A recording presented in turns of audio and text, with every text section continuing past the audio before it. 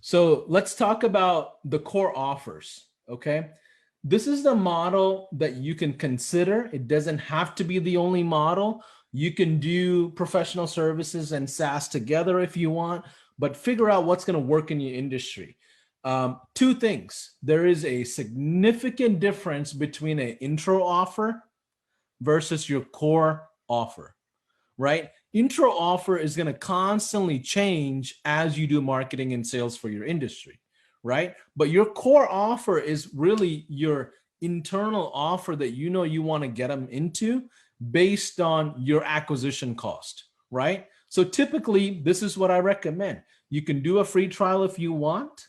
I'm not excited about a free trial, just so you know, because most small business owners are not techie enough to go through a free trial and adopt anyway. So free doesn't work that well, but you can do, business sessions. Here are the offers that I had planned for you guys.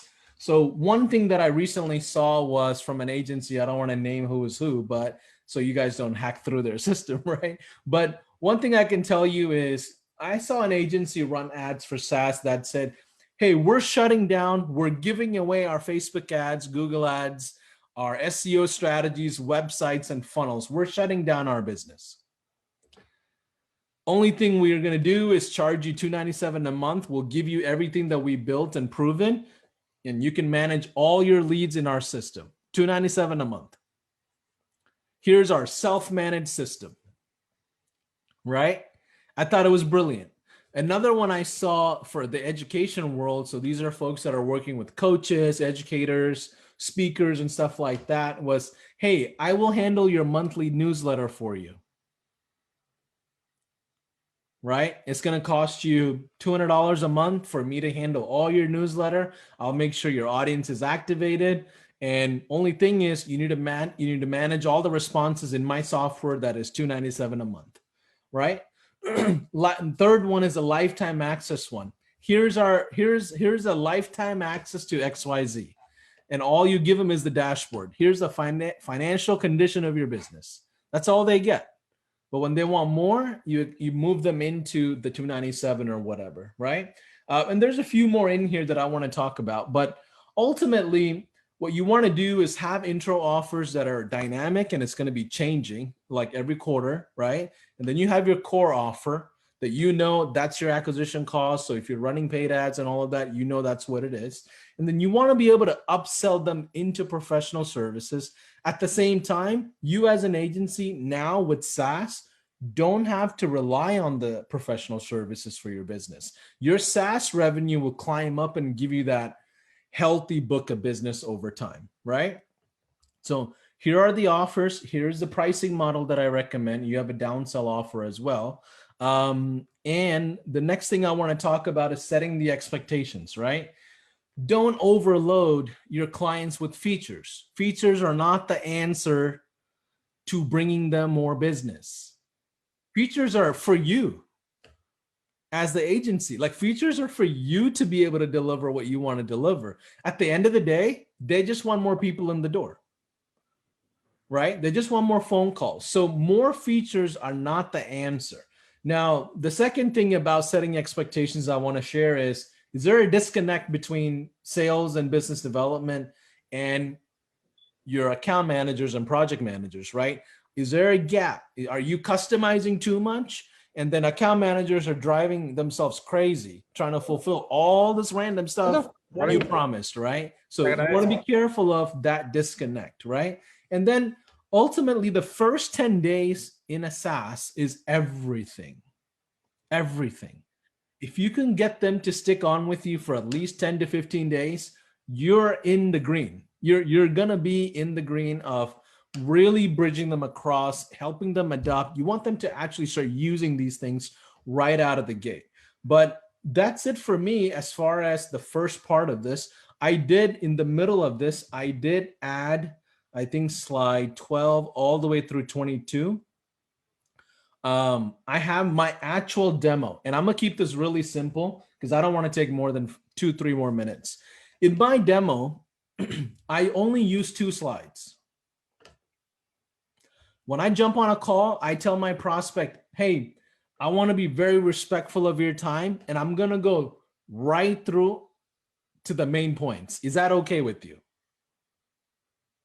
Because I don't want them to be dragged on. So what I do is this. I go right in, and remember the bridge, remember my framework. I'm going to tell them, hey, listen, help me understand your business a little bit. Tell me your story. How did you get into this business? Cool. Remind me to tell you about my story next time we chat.